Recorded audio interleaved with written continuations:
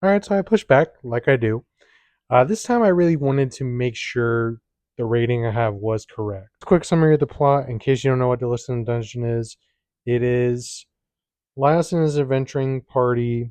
They delve deep. This is a fantasy world. They delve deep into an endless dungeon in search of his fallen sister who got eaten by a dragon, and they want to rescue her before she's fully digested.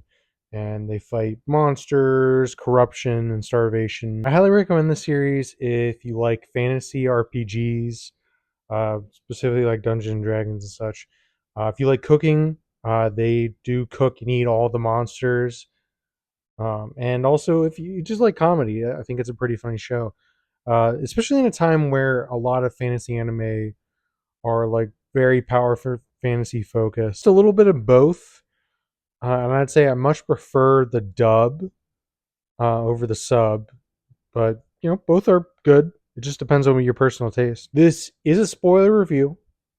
I don't know why you would click on this review if you haven't seen all Delicious and Dungeon, but in case you haven't, here's your chance to just click off now. In the positives.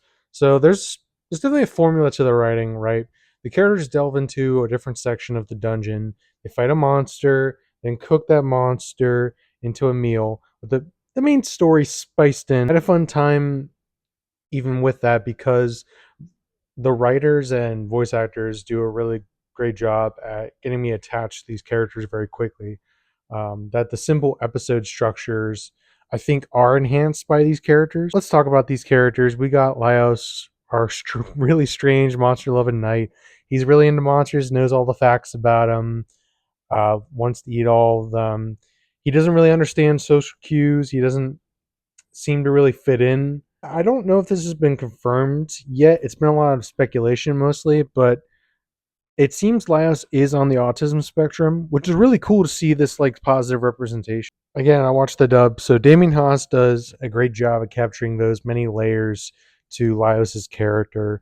I know he's been voice acting for a while, from my understanding, and I'm happy he got this big role. I don't think I haven't really seen him do too much anime. Then we got Chilchuck, possibly one of my favorite characters. I don't know. There's two that I'm like contending with, but I like he's cautious. He's cowardly. He keeps to himself. He's not very trustworthy, or at least he doesn't trust others. I should say. And he grows this season to start trusting others and opening himself up and becomes braver a little bit. This is out with Marcel for they hold, even though they're goofy too, they hold back Senshi and Laos, like they're monster loving around other people, which it's nice that Marcel isn't the only one doing all the ringing everybody. And there's this great joke of how Chilchek hates mimics, which are creatures that disguise themselves as treasure chests. And it's a great joke because if you don't know fantasy RPGs, I think the actor that plays him, Casey Mongillo's performance is still hilarious. But if you do know RPGs like Dungeons and Dragons and such, Rogue's enemy would definitely be a mimic. There's a lot more to tell with Chilchuk's story as well. As we see in the latter half of the season, he reveals he does have a family. So I'm really curious how much more we're going to dive into that. We got Marcel, she's very clumsy. She's a picky eater, at least when it comes to like these monsters. She wants to bring change to the dungeon, and she struggles a lot with her self worth. Also shares a bond with Fallon, Laios' sister, but it definitely feels more than friendship. There definitely seems to be more romantic feelings there, unless if I'm reading too much into it. But I got the vibe, and I'm with it. I ship it. There's an episode I thought was really good where she fears of living past everyone and being left alone, and I like that she has silly moments to where she like when she mimics her familiars like movements because it helps with her concentration. Like I said, I like that her and Chilchuk aren't just the straight man of the group. They're goofy as well. Props to Emily Rudd as well. I know she's not new to acting. People said she's like really good in One Piece. I'm just not interested in watching the live action One Piece. But I think Marcel being her first voice acting job I saw, I thought she did a really great job. I want to see her in more things, and I also feared there would be fan service because Marcel was the only woman in the party for at least a while.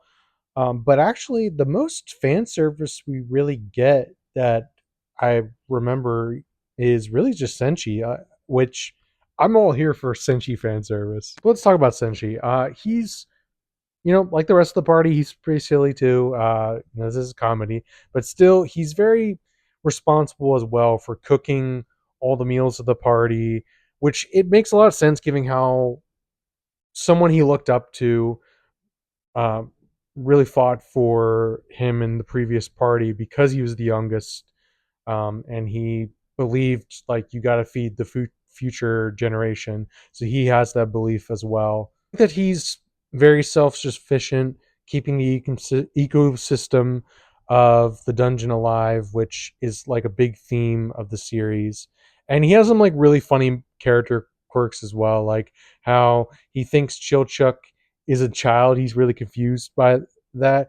There's more layers to the joke as well. Like there is a reason why he thinks Chilchuck is a kid, but even without that knowledge, it's still just a funny joke that he acts like a father figure to him. Our final member of the party is Itsumi, who was introduced way later in the series, which is kind of disappointing because I already am in love with her character. She's just so mischievous. Her dynamic really reminded me of how when Katra was brought into, not just because she's a cat, but when she was brought into Team Shira, the 2019 version, like it reminded me like of that dynamic, how the party like interacted with her and how she interacted with others. But even though she was introduced way later in the series, she does have some character growth though.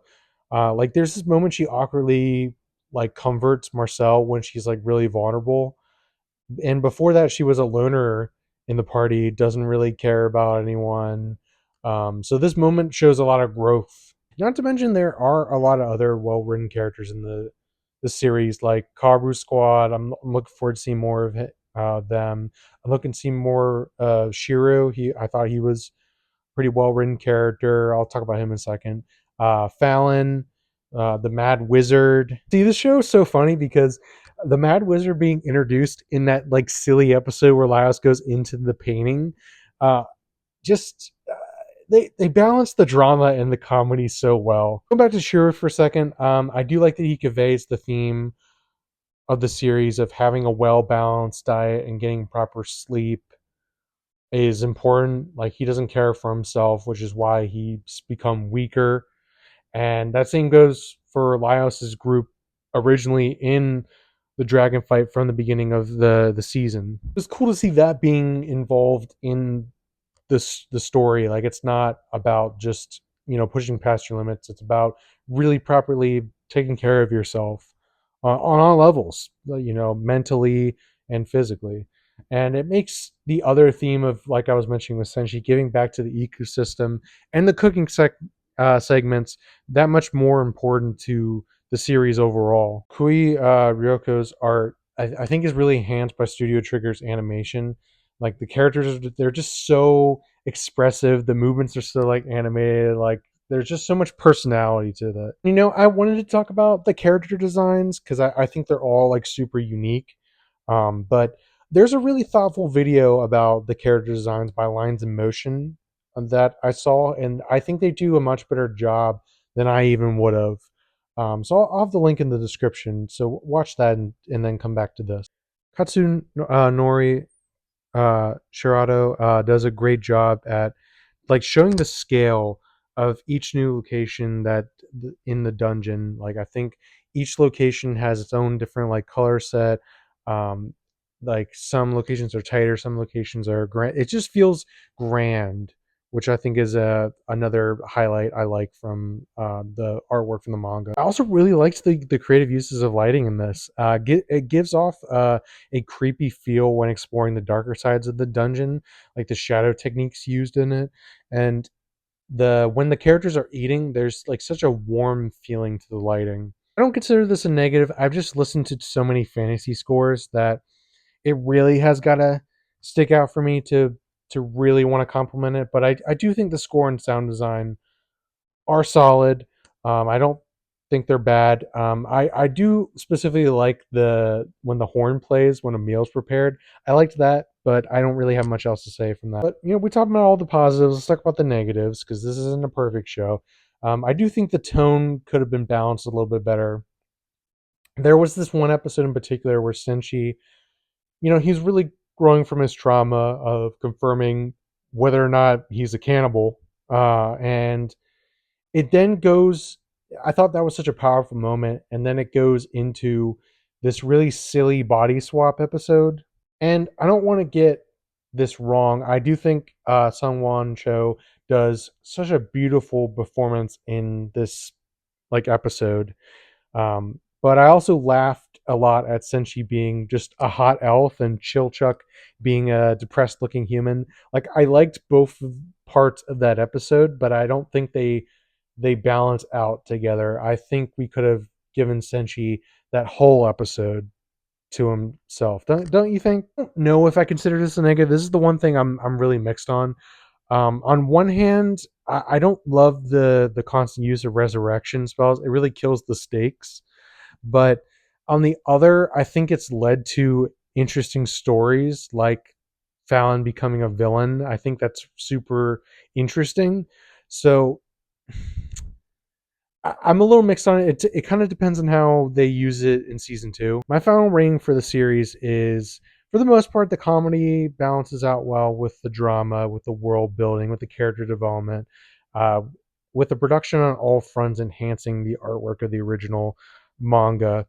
Uh, I know this might sound like a crazy score, but I'm giving this a 9 out of 10. I thought this was great. I'd like to continue like I'm going to with the manga. You can start off with volume 8. It is not a hard series to find. I pretty much discovered it anywhere online, at Barnes and Nobles, wherever you get your manga. The first 13 volumes are available for English. The 14th volume is coming July 23rd this year, which is the final volume of the entire series. I'd say if you've already read Delicious in Dungeon, if you're looking for a series with a similar vibe, then I'd highly recommend Golden Kamuy. It's a loosely based historical comedy, drama, action adventure series with like another goofy cast of characters, and also has cooking segments. This shonen series, from my understanding, I think so. I think you can get it on the Shonen Jump app. I know it's also available online, like Amazon. You could probably also find it in Barnes and Nobles,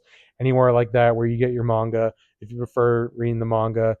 There's 31 volumes out, and it is finished and it is all in English. There's also 4 or 5 seasons of the anime on Crunchyroll, I believe. I'm not 100% sure because I prefer the manga personally. That's going to be it for this review. I hope you just all enjoy whatever you end up consuming, and I'll see you all for the next review. Stay cozy, everyone.